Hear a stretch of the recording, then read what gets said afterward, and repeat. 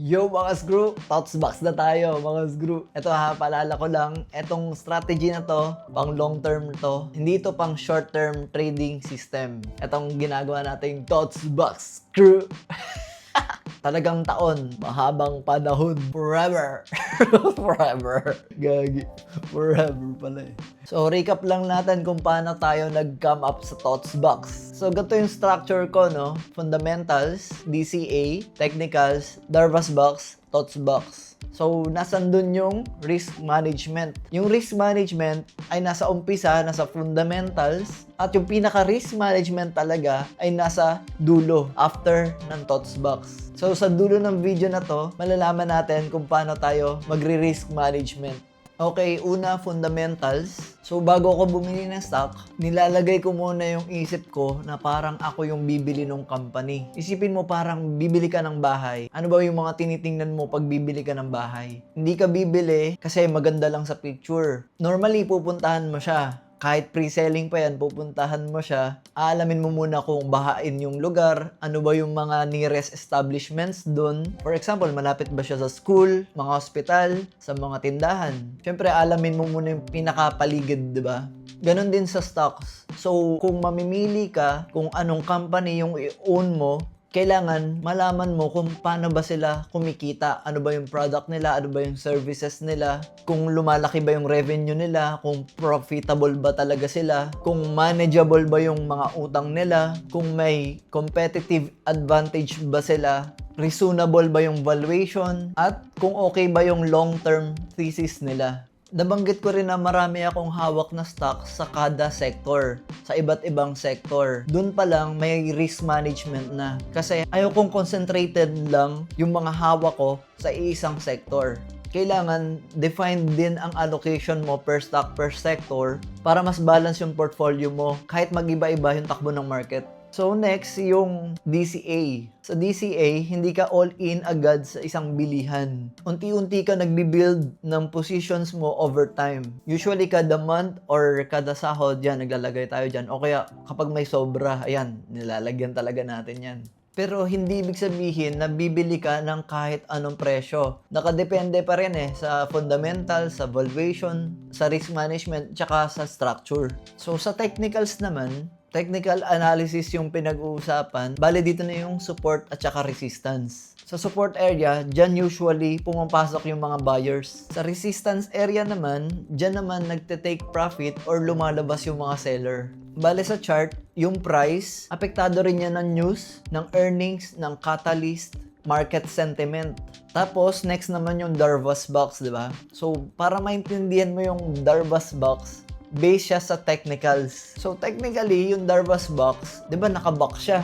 Yung top ng box, yan yung resistance, tapos yung bottom naman, yun yung support. So, since breakout trader si Nicolas Darvas, pumapasok siya kapag yung price ay tumagos na or nag-breakout na dun sa resistance or yung top ng box. Tapos, mapapasell naman siya at yun yung risk management niya kapag naman nag-breakdown na yung price dun sa bottom ng support or bottom ng box. So, yung thoughts box naman, derive siya sa Darvas box. Pero, in-adjust ko siya para sa DCA strategy ko. Kung si Darvas box, nag-e-enter siya tuwing nagbe-breakout, sa akin, hindi ako nag-e-enter doon. Bale, nag-e-enter ako or nag-average ako, depende sa fundamentals ng stock or sa technical analysis na nakikita ko. So, sa thoughts box, same concept, yung top ng box, resistance, yung bottom, support, pero naglagay tayo ng middle area. So, ginagamit natin yung middle area na yon at yung kabuuan ng box para makita natin yung behavior or yung DNA ng stock na yun.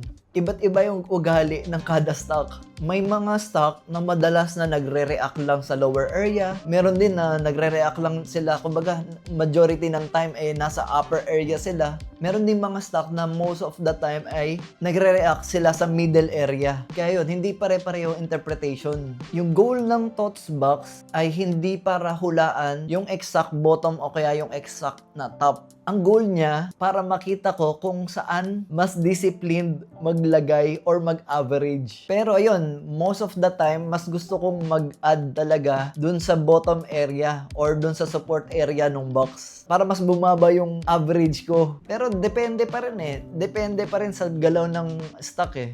Depende pa rin sa catalyst, sa fundamentals. So, kung si Darvas, bumibili siya sa breakout, ako, ginagawa ko pag ganyan, tinitingnan ko muna yung ano ba nangyari, ano ba yung news, ano ba nangyari sa fundamentals. Kumbaga, nire-review ko siya. Kumbaga, may catalyst ba? Meron bang good news? Bakit umakyat to?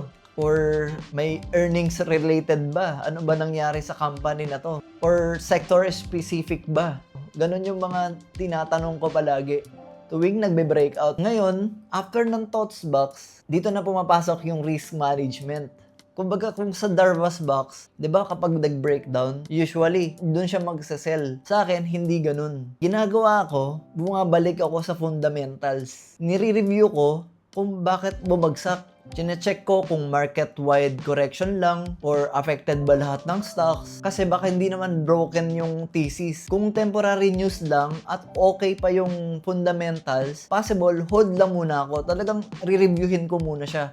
Hindi ako agad-agad magsasell or hindi muna ako magdadagdag, hindi muna ako mag-average, hindi muna ako magdi-DCA. Talagang review lang muna. After ko ma-review, ganito usually yung ginagawa ko. Possible kasi na maging opportunity yun na mag-add ako. Kumbaga, halimbawa, tapos na ako mag-review. Bakit nagkakaganon? Bakit nagbe-breakdown? Kumbaga, opportunity yun kasi mas mura na eh. Mas mura na yung presyo, di ba? Kung okay pa yung fundamentals, mas nagmura siya. Kumbaga, parang naano lang yung mga tao eh, na napasell lang sila sa news na yun. Pero kung i-check mo yung fundamentals, hindi ka maaapektuhan doon. Kumbaga, para sa akin, mas goods yun. Para mas makabili ako sa mas murang halaga. Lalo na kung reasonable pa yung presyo. Pero ito mga screw, pag company specific problem na, for example, humina na yung business, bumabagsak yung revenue, lumalaki yung utang, kumbaga nasisira na yung thesis. Tapos kung may serious risk na dun sa company na yun, dun na papasok na magtitrim ako ng position ko. Kumbaga partial sell yung gagawin ko.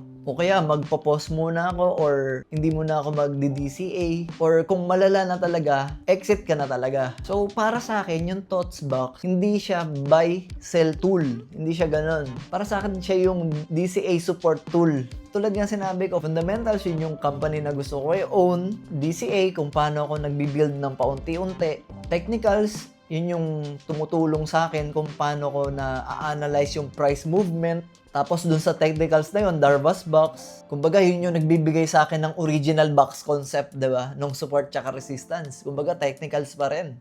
Tapos yung thoughts box, kumbaga in-adjust ko siya dun sa concept na yun para sa DCA strategy ko. Tapos yung risk management, bumabalik ako sa fundamentals. Sa allocation, sa sector exposure, i-review mo talaga kung ano ba nangyayari sa mga hawak mo stock, sa mga company. So summary, yung thoughts box, yun lang yung way ko para magkaroon ng structure at saka mas disciplined ako mag-average. Ayan, yun yung summary mga screw kung paano ako nag-come up sa thoughts box. So ayun, sana may nakuha kayo kahit konting idea doon sa ganong strategy. Sa akin, nag-work talaga siya. Siguro may makukuha rin kayo idea doon na possible na mag-work din sa inyo. So ayun, yung structure na yun, ginagawa ko lang siyang automated. Kumbaga, kaya ko itong ginawa tong system na to. Kasi dati, ginagawa ko, mano-mano eh. Yung fundamentals, talagang binabasa ko yung mga earnings report, kung ano ba yung nangyayari sa news, ano ba yung catalyst. Kumbaga, mano-mano ko siyang ginagawa. Yung technical analysis, mano-mano din ako nagbabox. So lahat ng yun, ginagawa ko lang siyang automated gamit nung system na to. Nilalagay ko siya lahat dito. Yung buong system na yun, buong structure na yun, nilalagay ko lang talaga siya dito sa system ng Centifex. So ngayon, ang pinaka-updated na feature